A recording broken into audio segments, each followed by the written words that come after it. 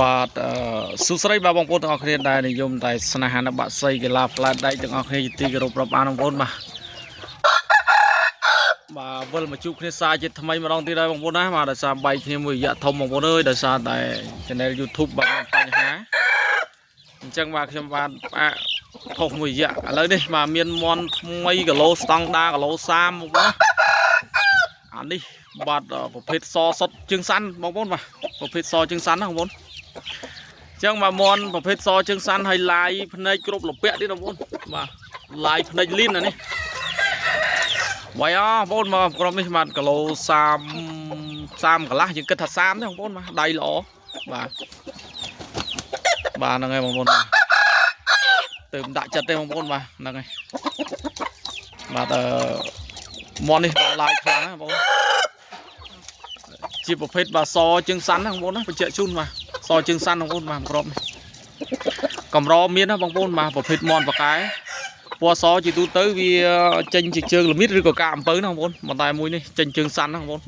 ប្រភេទសជើងសាន់គីឡូ30ស្តង់ដាតែម្ដងបងប្អូនណាបាទបងប្អូនយើងចង់បានយកទៅជួលចូលឆ្នាំចិនបាទបងប្អូនណាបាទតំណតំក្រមនេះបានណាបងប្អូនណាបាទ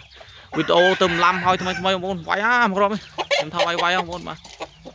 ប្រភេទសជើងសាន់មកភ្នែកលៀនភ្នែកគ្រប់លពាក់បងប្អូនបាទភ្នែកខ្មៅអានេះតែជើងវាជើងសាន់បងប្អូនបាទអាដែរមកក្រុមហ្នឹងហើយបងប្អូនដើម្បីការចូលឆ្នាំចិនហើយលក់ជូនបងប្អូនយើងក្នុងតម្លៃសមរម្យបងប្អូនបាទហ្នឹងហើយកុំភ្លេចបាទឆាត់ចូល Telegram មកគឺ088 43 48 88ណាបងប្អូនណា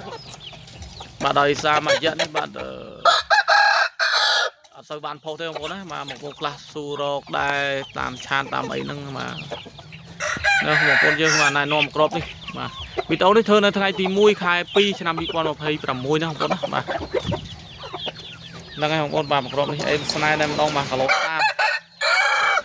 បងប្អូនយកទៅប្រពេញទឹកចំមួយអាទិត្យជួលបានបងប្អូនបាទក្របបាទដាក់ចិត្តដើរវិញណាបងប្អូនបាទមុនវាមន់នេះល្មមពេញជុលតែម្ដងបងប្អូនបាទហ្នឹងហើយ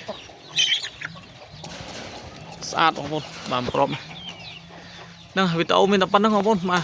បញ្ជាក់ជូនប្រភេទបាសជើងសាន់ណាបងប្អូនជាប្រភេទមន់កម្ររកបាទជាប្រភេទមន់បកាយបងប្អូនបាសជើងសាន់